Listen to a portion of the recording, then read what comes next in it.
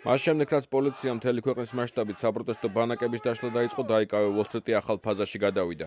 ვაშინგტონელი კევინზისი ამბობს, რომ ნაციონალური მოძრაობის დაწყების დრო უკვე მოვიდა. ფიქრობ, ადამიანებმა მოახერხეს თავისი ხმის პოვნა და აცნობიერებენ, რომ ერთად მუშაობით შეუძლიათ პოლიტიკურ პროცესებზე გავლენის მოხდენა.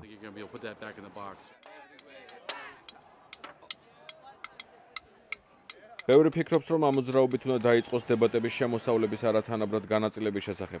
აქტივისტები აცხადებენ, რომ შემოსავლებში განსხვავება 30 წლის წინ რონალდ რეიგანის დროს დაიწყო. რეიგანი ამტკიცებდა, რომ მთავრობას დერეგულაცია სჭირდებოდა.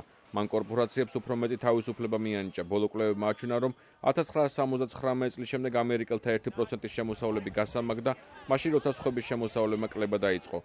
ჯონ კავანა პოლიტიკის კვლევის ინსტიტუტის ანალიტიკოსია. ბევრი ადამიანი იყენებს სიმბოლოს 99% 1%-ის წინააღმდეგ. თუკი თქვენ 99%-ში ხართ, ესე იგი დაბალ დონეზე გახართ. ამ ყველაფერს კი სტატისტიკური მონაცემებიც ამყარებს. ბევრი ამერიკელი იყენებს რეიგანის ფორმულას, ისინი ამბობენ, რომ ლიბერალური მედიის მიერ სოციალური უთანასწორობის ამბავი გადაჭარბებულია.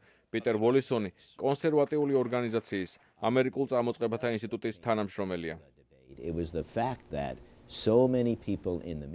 ფაქტია, რომ მედიის წარმომადგენლები, მაგალითად ნიუ-იორკ თაიმსში, რომელიც გარკვეულ სტანდარტებს ამკვიდრებს, ცდილობენ, რომ განავითარონ მოძრაობა დაიკავე უოლ-სტრიტის იდეები.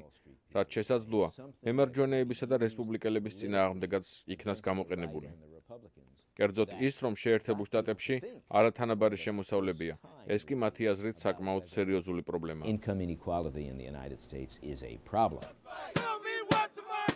მისი თქმით, არათანაბარი შემოსავლების კვლევებში არაფერს ამბობენ იმაზე, რომ მომსახურეთა შემოსავალი გაზრდილია. ვოლისონის განცხადებით, ძალიან მნიშვნელოვანია თავისუფალ მეწარმეთა საზოგადოების დაცვა, კერძოდ ის, რომ ადამიანს აქვს საშუალება თავდაუზოგავი მუშაობის შედეგად დაბალი დონიდან დაიწყოს და წარმატებას მიაღწიოს.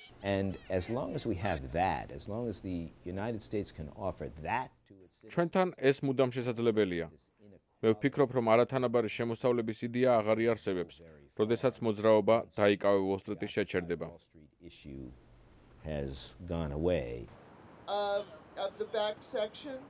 დემონსტრანტები ამბობენ, რომ ადამიანთა შესაძლებლობები შეზღუდულია. კევინზის თქმით, ეს მოძრაობა ძალას ახლა იკრებს. ჩვენ გვსურს დავასრულოთ კორპორაციების მმართველობა, დავასრულოთ ფულის კანონი და ავაშენოთ სახალხო სამართალი. ჩვენ ეს სამართალი ხო დაკარგული გვაქვს. მისი თქმით, დაიკავე უოლ-სტრიტის აქცია გაგრძელდება. ისინი იანვარში ავტობუსებით შტატებში მოგზაურობასაც გეგმავენ, რასაც მათი რწმენით ეგრეთ წოდებული ამერიკული გაზაფხული უნდა მოყვეს. ლევან ღირსიაშვილი, ამერიკის ხმა, ვაშინგტონი.